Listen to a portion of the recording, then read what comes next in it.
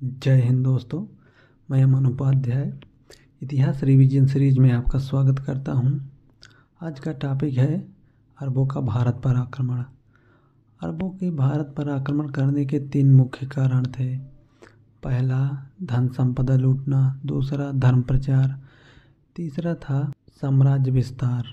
इस्लाम धर्म मानने वालों में अरब भारत में प्रवेश करने वाले पहले थे। वे दक्षिण पश्चिमी समुद्र तट पर रहकर व्यापार किया करते थे। अरबों ने भारत पर प्रथम आक्रमण 636 ईस्वी में खलीफा उमर के शासनकाल में किया था, किंतु वे असफल रहे। उसके बाद 8वीं शताब्दी के शुरुआत में उबैदुल्ला तथा उसके पश्चात वर्दुल ने आक्रमण किया, किंतु वे भी असफल रहे। तत्पश्चात एंट्री होती है मोहम्मद बिन कासिम की, जो कि इराक के गवर्नर अल हज्जाज का दामाद एवं भतीजा था। उस समय के खलीफा वाहिद से अनुमति लेकर अल हज्जाज ने कासिम को सेनापति बनाकर सिंध विजय के लिए भेज दिया। उस समय सिंध का शासक ब्राह्मण वंशी दाहिर था। दाहिर ने कासिम का डट के मुकाबला किया एवं जोरदार युद्ध हुआ, किंतु अंततः दाहिर पराजित हुआ और कासिम का सिंध पर अधिकार हो गया। कासिम के हाथ दाहिर की एक पत्नी लाड़ी देवी एवं उसकी 2 पुत्रियां सूर्य देवी एवं परमल देवी लगी। लाड़ी देवी से उसने शादी कर ली एवं सूर्य देवी एवं परमल देवी को उसने खलीफा के पास भेज दिया। वही दोनों बाद में मोहम्मद कासिम की मृत्यु का कारण भी बने। उन दोनों ने खलीफा के पास पहुंचकर खलीफा को बताया कि आपके पास भेजने से पहले कासिम ने हमारा कौमार्य भंग कर दिया है, जिस वजह से खलीफा उसको तलब करते हैं और उसकी खाल में भूसा भरवा देते हैं हत्या करवाकर। भारत में जजिए लगाने वाला कासिम सर्वप्रथम था। उसने देवल पर सर्वप्रथम जजिए लगाया। जजिया गैर मुसलमानों से लिए जाने वाला एक सुरक्षात्मक कर था। जजिया वृद्धों, स्त्रियों एवं ब्राह्मणों तथा विकलांगों से नहीं लिया जाता था। वे इससे मुक्त थे।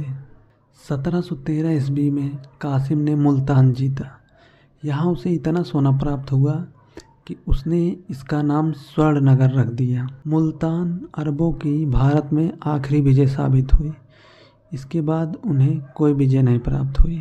अरब सिंध के आगे कभी नहीं बढ़ पाए, क्योंकि कश्मीर के ललितादित्य ने उनको रोके रखा और उसके पश्चात जब वे आगे बढ़ने का कोशिश किए तो गुर्जर प्रतिहार एवं चालुक्य वंश के शासकों ने उन्हें बुरी तरीके से पराजित किया।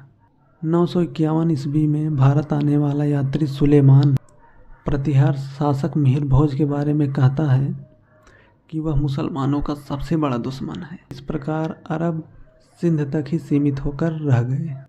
अरबों के आक्रमण के समय न तो भारत राजनीतिक रूप से कमज़ोर था, न धार्मिक रूप से, न ही सांस्कृतिक रूप से, न ही शिक्षा में पीछे था भारत। किंतु आपसी मतभेद एवं आपसी वैमनस्य तथा राष्ट्रीयता की भावना का अभाव होना ही भारत की पराजय थी। पारस्परिक प्रतिस्पर्धा के कारण ही भारत को पराजय का सामना करना पड़ा। भारत पर अरबों के आक्रमण के कई प्रभाव पड़े, जैसे भारत में इस्लाम के प्रवेश का द्वार खुल गया। भारतवासियों ने अरबों से खजूर की खेती करना तथा ऊँट पालना सीखा। भारत के महत्वपूर्ण ज्ञान जैसे गणित, दशमलव, शून्य, ये सब अरब के माध्यम से पश्चिम में पहुँचे। अरब आक्रमण के पश्चात भारतीय शासक 300 वर्षों तक मुसलमानों से लोहा लेते रहे और उनको रोक के रखा। उन्हें भारत की सीमा में प्रवेश नहीं करने दिया। बाद में महमूद गजनवी 1000 ईस्वी में भारत में प्रवेश कर पाया था। अंत में आप लोगों के लिए एक प्रश्न है, भारत में सर्वप्रथम जजिया हटाया किसने था? किस शासक ने भारत में सर्वप्रथम जजिया हटाया था? आप इसका उत्तर कमेंट बॉक्स में दीजिए। तो ये वीडियो यहीं समाप्त करते हैं। आगे हम ये सीरीज जारी रखेंगे और आप लोग चैनल को लाइक सब्सक्राइब शेयर कर दीजिए। जय हिंद। मैं अमन उपाध्याय।